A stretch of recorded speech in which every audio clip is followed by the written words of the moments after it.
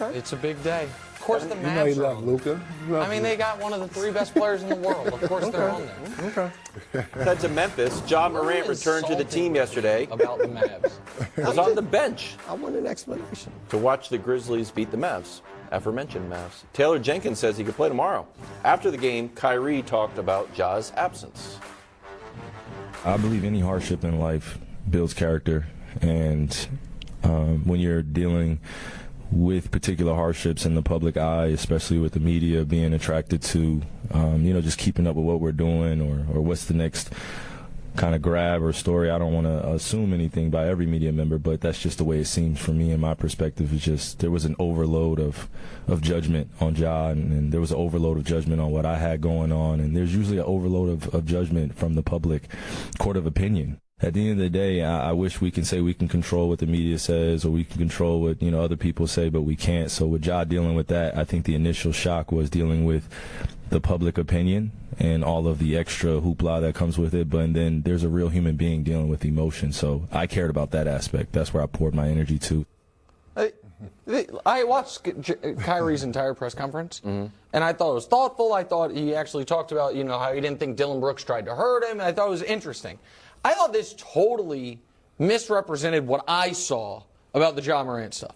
I thought the media was incredibly treated Ja's situation with grace and almost a kindness that kind of surprised me, to be honest, in a positive way. But this was not Ja Morant surreptitiously recorded and that leaked. Now, they did eventually leak a picture of him at the strip club that was probably embarrassing for him, but that's not what really got the ball rolling on this. What got the ball rolling on this was multiple instances of what would appear to be terrible judgment, and then Ja posting on his own Instagram a picture of him with a gun in the strip club. And just like when he's like, I'm my own thing, when he posted on his own Instagram his thoughts on what ended up being a wildly controversial pseudo-documentary, right? These are choices people made that then was discussed and judged, if you will. I don't look at anything that happened with judgment is not the word I would use here, and to me, it is a somewhat immature reading of the situation. It reminds me, to be totally honest, hope she's not watching, what I sometimes do with my teenage daughter, which is, don't judge me I'm not judging you for your decisions, but you must be accountable for your decisions. Right. And I thought people were very kind with the Ja stuff. People were like, don't know what he's going through, hoping for the best. I didn't see people coming down on Ja the way, man, I saw people come down on Allen Iverson for releasing a album. For wearing a skull cap clothes. as Rookie of the Year. I mean, people jumped on him and for so all sorts of I think it's a good thing that the media's moved, but I didn't consume the coverage of Ja the way Kyrie seems to have at all, Antoine. Well, I think, let me just say this. For someone who's got robbed twice, one a home invasion and then one at gunpoint, when you try to keep it real, it goes backwards when you get to this level of playing the NBA. And that's what Ja got to understand. So when you post guns and those things like that, you putting yourself into another world that people are like, oh, he want to come in my world. So now when you try to have a life and you want to go out, I'm not saying there's nothing wrong with going out to a club, even if you go to a strip club. Players go to strip clubs and clubs, but that now you pay the image that those guys think. Oh, he think he's tough. So now you can't wear your jewelry. You can't have a pocket full of, you know what I mean? It's a lot of things that you can't do. Now you got to protect yourself. Are you going to travel with security or not have security? All those things come in play. And for somebody like myself who got robbed at home from people that were jealous of me at the end of the day, because one, I used to be out in the club. I used to have diamond rings and jewelry. I had the 6, 7 cars. People get envious and jealous of that. You don't think they would. And I'm from Chicago, I'm from the inner city. I've done a lot for my city, at least I think I have, individually. I don't feel like I should deserve to be robbed at gunpoint. But it happens because people are sometimes jealous of you. I think that's what Ja has to understand in these situations. You can't put yourself in these situations because you're putting yourself into another life. Yeah. You're an NBA player. Enjoy that aspect of it. NBA is bringing your family. You're on top of the world. You're a role model now. I think he has to understand you have to enjoy that, embrace that moment. You know what I mean? I played in the era with Allen Iverson, and Allen Iverson traveled with a lot of guys. I did too.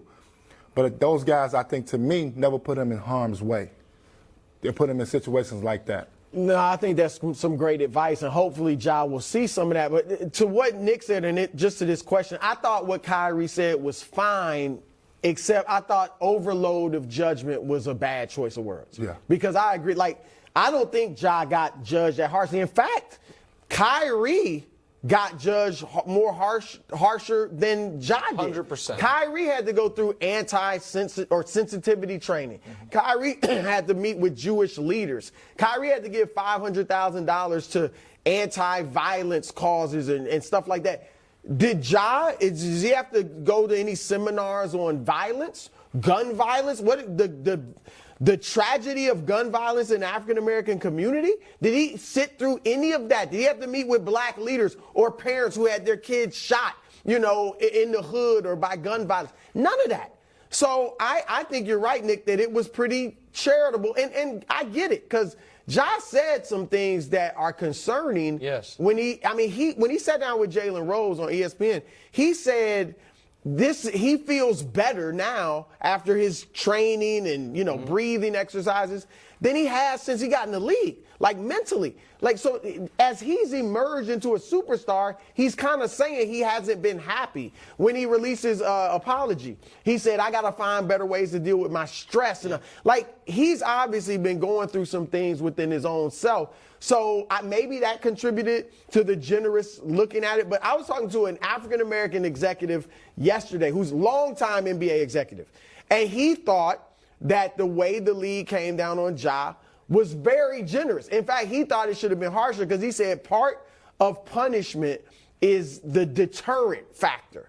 And he was like, you had to show other players in the league, not that a lot of guys are doing this, but that, look, if you fool around with guns, the league's going to come down on you, and you will cut that stuff out. And he felt they didn't do that. So I agree with you, Nick, that I don't think they really came down hard on Ja. And hopefully he moves on and there's no more issue. So this person that you spoke to, did they want a longer They thought suspension? it should have been a longer suspension for Ja. And even though Kyrie was only 5 games and Ja's was 8, Ja's didn't feel like 8 because it was retroactive. So he himself, and maybe the Grizzlies, he went, and that's a good sign, on his own to get counseling or whatever. But it didn't feel like a long suspension because... Can I just add one thing very quickly here, Wilds? I want to make it clear. I think it's good that the coverage of Ja seemed to lead with, I hope he's okay, I hope he's getting help if he needs it. I think that is a positive development. But the point I was making, Wilds, is if people saw the way Ja was covered and said that's too harsh, then what that means is, in my opinion, that there should be no criticism. That there is no action that warrants any criticism. What Ja did was undeniably foolish, to say the very least. To not acknowledge that is to simply say there is no accountability for anything. And I don't think that's helpful for anyone in any walk of life. Okay, we'll leave it there. Coming up next, the most delicious segment in all of television. It's Title Pie. It is Title Pie. What kind of pie this week? I didn't even get one. Really?